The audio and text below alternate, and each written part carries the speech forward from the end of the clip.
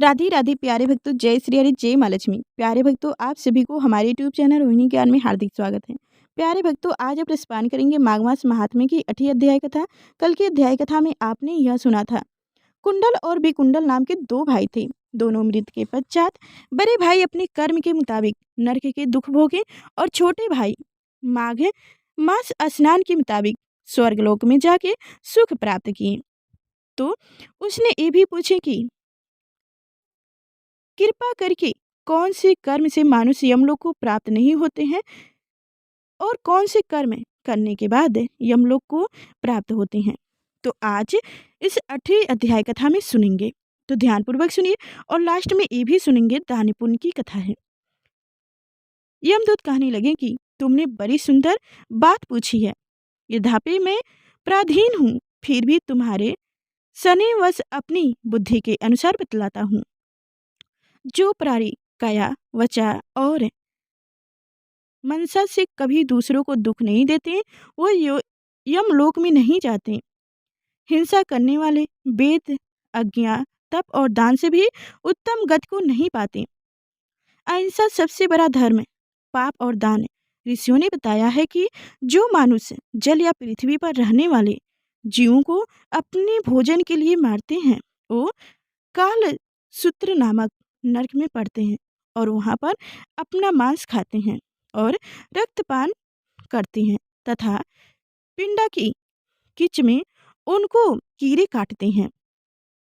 हिंसा जन्म काने कुबरे लूले लंगड़े दरिद्र और अंगहीन होते हैं। इस कारण इस लोक तथा परलोक में सुख की इच्छा करने वालों को काया वचा तथा मन में दूसरों का द्रोह नहीं करना चाहिए। जो हिंसा नहीं करते उनको किसी प्रकार का भय नहीं होता। जिस तरह सीधी और टेढ़ी दोनों प्रकार की बहने वाली नदियाँ समुद्र में मिल जाती है, वैसे ही सब धर्म अहिंसा में प्रवेश कर जाते हैं। ब्रह्मचारी, गृहस्थल, वनवास्तु तथा यति सभी अपने अपने धर्म का पालन करने और जितेंद्रिय रहने से ब्रह्मालोक को प्राप्त करते हैं। जो जलसाय आदि बनाते हैं और सदैव पांचों यज्ञ करते हैं, वो यमपुरी में नहीं जाते। जो इंद्रियों के वशीभूत नहीं है, देववासी और नितय ही आज्ञा अर्थात हवन आदि का पूजन करते हैं, वह स्वर्ग को जाते हैं। युद्ध भूमि में जो सुरवीर मारे जाते हैं, वह स्वर्ग लोक को प्राप्त होते हैं। जो अनाथ स्त्री शरण में आए हुए तथा ब्रह्मा की रक्षा के लिए प्राण देती है, वो कभी स्वर्ग से नहीं लौटती। जो मानुष लूले लंगड़े वृद्धा अनाथ तथा गरीबों का पालन करते हैं, वह भी स्वर्ग में जाते हैं। जो मनुष्य गौओं के लिए पानी का आश्रय करते हैं तथा कुएं तालाब और बावड़ी बनाते हैं, वो सदैव स्वर्ग में निवास करते हैं। जैसे जैसे जीव उनमें पानी पीते हैं, वैसे वैसे उनका धर्म बढ़ता है। जल से ही मानुष के प्राण है, इसीलिए जो प्याऊ आदि लगवाते हैं, वह अच्छे स्वर्ग को प्राप्त होते हैं। बड़े बड़े यज्ञ भी वह फल नहीं देते जो अधिक छाए वाला वृक्ष मार्ग में लगाने से देते हैं। जो मनुष्य वृक्ष रोपण करते हैं, वो सदैव दानी और यज्ञ करने वाले होते हैं। जो अच्छे फल और अच्छी छाए वाले वृक्ष के मार्ग के वृक्ष को काटते हैं, वह नरकगामी होते हैं। तुलसी का पौधा लगाने वाले सब पापों से छूट जाते हैं। जिस घर में तुलसी वन है, वह घर तीर्थ के समान है और उस घर में कभी यमदूत नहीं जाते। तुलसी की सुगंध से पितरों का चिंतन आनंदित हो जाते हैं और वो विमान में बैठकर विष्णु लोक को जाते हैं। नर्मदा नदी का दर्शन, गंगा का स्नान और तुलसी दल का स्पर्श, यह सब बार बार फल देने वाले हैं। हर एक द्वादशी को ब्रह्मा भी तुलसी का पूजन करते हैं। रत्न, सोना, फूल तथा मोती की माला के दान का इतना पुण्य नहीं जितना तुलसी की माला के दान का है। जो फल आम के 1000 और पीपल के 100 वृक्ष को लगाने से होता है, वह तुलसी के एक पौधा के लगाने से होता है। पुष्कर आदि तीर्थ, गंगा आदि नदी, वसुदेव आदि देवता सब ही तुलसी में वास करते हैं।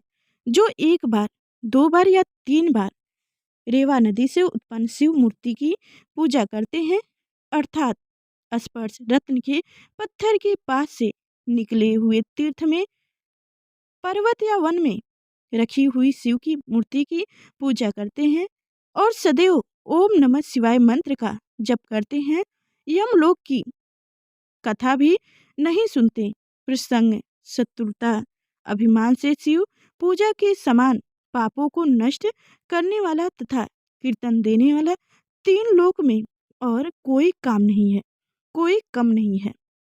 जो शिवालय स्थापित करते हैं वो शिवलोक में जाते हैं। ब्रह्मा विष्णु तथा शिव का मंदिर बनवाकर विष्णु वैकुंठवासी होते हैं। जो भगवान की पूजा के लिए फलों का बाग लगाते हैं वो धन्य है। जो माता पिता, देवता और अतिथियों का देश सदैव पूजन करते हैं वो ब्रह्मा लोक को प्राप्त होते हैं। आज की अध्याय कथा यहीं पे समाप्त हुई। अब कल की अध्याय कथा सुनिएगा और कथा एक और है जो दानी पुण्य की कथा है, वो भी सुन लीजिएगा। निर्जला एकादशी से अगले दिन एक भिखारी एक सज्जन की दुकान पर भीख मांगने पहुंचा। सज्जन व्यक्ति ने 1 रुपया का सिक्का देकर उसे दे दिया। भिखारी को प्यास भी लगी थी। वो बोला, बापूजी 1 गिलास पानी भी पिला दो, गला सूख रही है।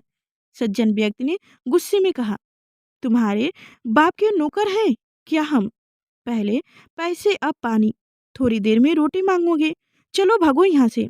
भिखारी बोला, बापूजी गुस्सा मत कीजिए, मैं आगे कहीं पानी पी लूँगा, पर जहाँ तक मुझे याद है कल आपने निर्जला एकादशी व्रत कथा का पाठ किया था तथा कल इसी दुकान के बाहर मीठे पानी की छबील लगी हुई थी और आप स्वयं लोगों को रोक रोक कर जबरदस्ती अपने हाथों से गिलास पकड़ाते थे।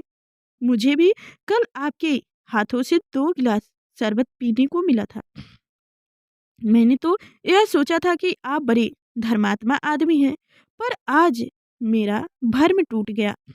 कल की छबील तो शायद आपने लोगों को दिखाने के लिए लगवाई होगी।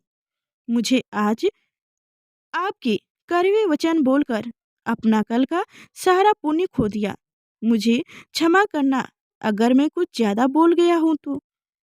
सज्जन व्यक्ति को बता दिल पर लगी। सज्जन व्यक्ति को उनकी बात दिल पर लग गई।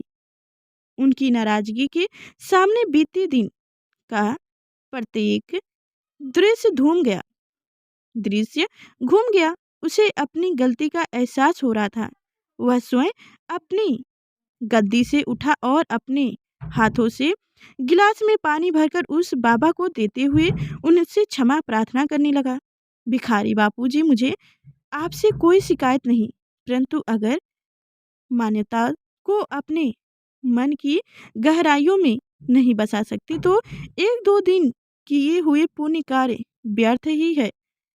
मानव का मतलब तो हमेशा शीलता से मानव एवं जीव की सेवा करना चाहिए। आपको अपनी गलती का एहसास हुआ, ये आपके एवं आपकी संतानों के लिए अच्छी बात है। आपका परिवार हमेशा स्वस्थ एवं दीर्घ आयु बना रहे, ऐसे मैं कामना करता हूँ। यह कहते हुए भिखारी आगे बढ़े। सेठ ने तुरंत अपने बेटे को आदेश देते हुए कहा, कल से 2 घड़े पानी दुकान के आगे आने जाने वालों के लिए रख दिया जाएगा। उसे अपनी गलती सुधारने पर बड़ी खुशी हो रही थी। बोलो जय श्री हरि, जय माँ लक्ष्मी।